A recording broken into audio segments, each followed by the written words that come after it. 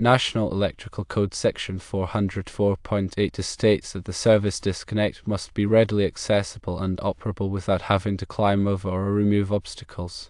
No part of the service disconnect may be closer than 3 feet from the top of the stairway. Section 110.26 specifies that equipment, such as service disconnects, must be installed in a location where they will not be exposed to physical damage. Additionally, NEC Section 312.5c requires that service disconnect switches be located where they are readily accessible and capable of being locked in the open position. NEC Section 230.70a prohibits the installation of service equipment in stairwells unless the equipment is enclosed in a suitable cabinet or enclosure. NEC Section 404.8b allows for the installation of service disconnects in enclosed stairwells if the following conditions are met. Firstly, the service disconnect is mounted on a wall or ceiling adjacent to the stairwell. Secondly, the service disconnect is enclosed in a suitable cabinet or enclosure that prevents access to non-qualified personnel. Thirdly, the service disconnect is labeled as service disconnect. And fourthly, the service disconnect is located so that the door to the cabinet or enclosure can be opened without having to climb over or remove obstacles. Therefore, placing a service disconnect under an enclosed stairwell requires careful consideration of these NEC guidelines to ensure safety and code compliance. The primary concerns are accessibility, protection from physical damage, and restriction of access to qualified personnel only. Ensuring the service disconnect is readily accessible means that anyone who needs to operate it, such as during an emergency or for maintenance, can do so without encountering any obstructions.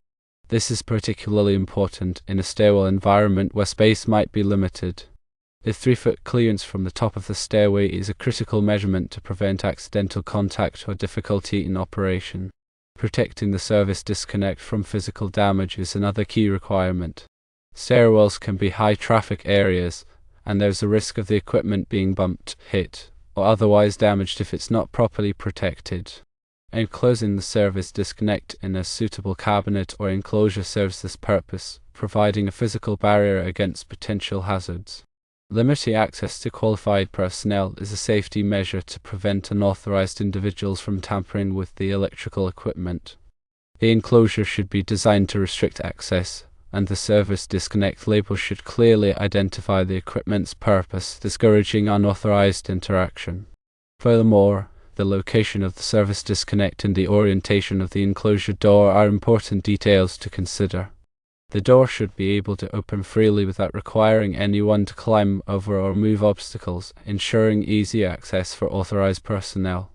In summary, when installing a service disconnect under an enclosed stairwell, adherence to the NEC is paramount.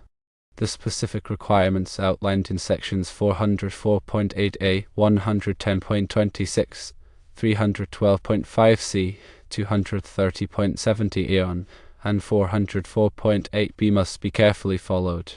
These guidelines address accessibility, protection from damage, restriction of access, and proper labeling, all of which contribute to a safe and code-compliant installation. Remember to consult the latest edition of the NEC and local electrical codes for the most up-to-date requirements, as codes can change over time.